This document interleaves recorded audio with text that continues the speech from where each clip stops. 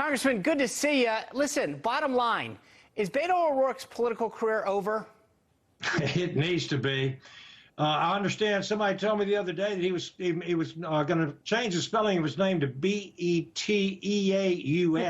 and go over into Louisiana. Yeah, it's still call himself Beto. But let me tell you something. To all kidding aside, he's 0 for 3.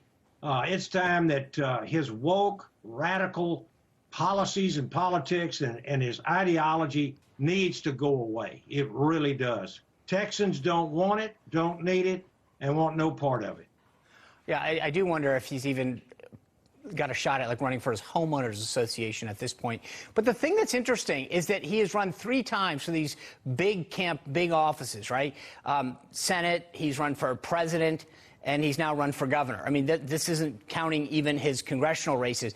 So over these last 4 years for those 3 offices, he's raised and spent $175 million. And the question is that if he did announce again, do you think donors would actually donate to him? Would they write a check to him?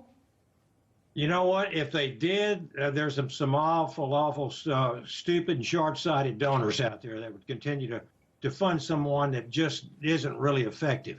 You don't run in the state of Texas promising to take away people's guns, for instance, and all of his other radical positions. Just do not do that here in the state of Texas. You know, it was interesting, though. I felt like he tried to change from his presidential run and be more moderate. Was that what an accurate read of this, or was that just kind of what I was seeing in terms of some of the media reports? No, I think that's very, very accurate, Sean. I think the man is all over the board. I think his true beliefs are that he's a radical because he tried to tamper that down once he was running again. He saw that he did not prevail against Ted Cruz, in the cycle last time. And quite frankly, I think he was trying to temper that and to moderate, and nobody bought it. So let me ask you this. There's always been concerns that Texas is getting more purple. Beto, the idea was, hey, this is a guy who's got national name ID. He can raise a ton of money. He came close in the Senate race. Take Beto aside for a second. Can a Democrat win statewide in Texas right now? I don't think the key word there is right now. We need to be able to protect ourselves and be vigilant. We don't want to open our borders up. This is one reason I think that it's so important, not only from a national security standpoint, but just flooding our country with people by the millions and putting them on government programs and putting them on a fast track to voting. I think this is what's behind the entire strategy, Sean. You can't argue. You'd have to say you've got to be stupid, or you have to have an ultimate reason for doing this. And I think it's that ultimate reason of opening our borders up. And then these radical policies. You don't let people out of jail. Our bigger cities in Texas are under the control of Democrats. I represent part of Houston.